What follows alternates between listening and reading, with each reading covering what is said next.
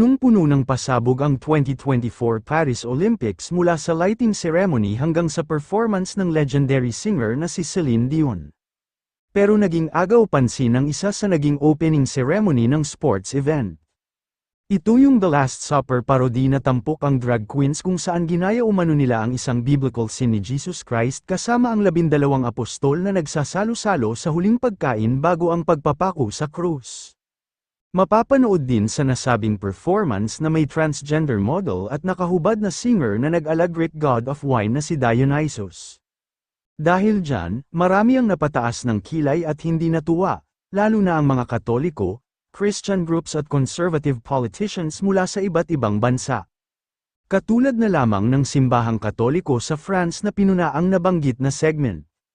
This ceremony has unfortunately included scenes of derision and mockery of Christianity, which we very deeply deplore, saad ng Conference of French Bishops sa inilabas na pahayag.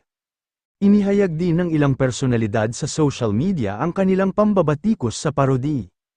To all the Christians of the world who are watching the #Paris 2024 ceremony and felt insulted by this drag queen parody of the Last Supper, know that it is not France that is speaking but a left-wing minority ready for any provocation, sabi ng French far-right politician na si Marion Maréchal sa kanyang X account.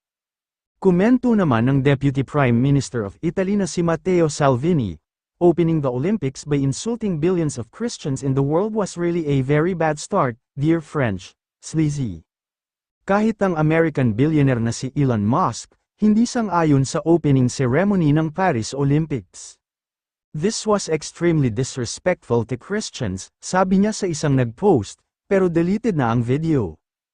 Hindi naman nagtagal ay humingi ng sorry ang organizing committee ng 2024 Paris Olympics sa lahat ng na-offend ng nasabing performance. To show disrespect to any religious group.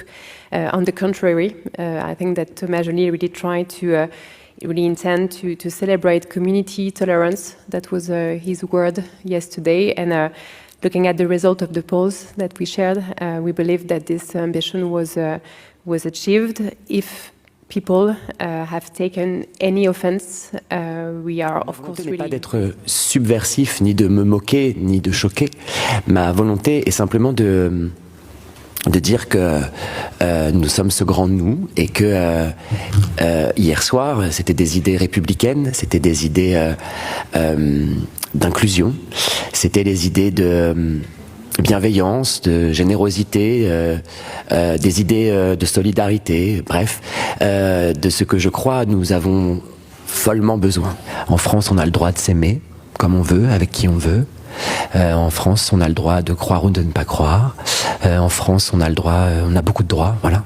Et c'était l'idée de faire transparaître ces valeurs-là à travers. Samantala, ang Pilipinas ay may 22 athletes na lalaban para sa nasabing sports event, kabilang na riyan ang mga boxer na sina Nesty Petesio, Yumir Marshall at Carlo Paalam. Bukod sa kanila, present din bilang kinatawan ng bansa sina John Cabang Tolentino, EJOB Ina at Bianca Pagdanganan. Ang mga bayaning Pinoy Olympians ay rumampa rin sa Olympic opening ceremony sa River Seine suot ang sinag barong mula sa fashion designer na si Francis Libiran.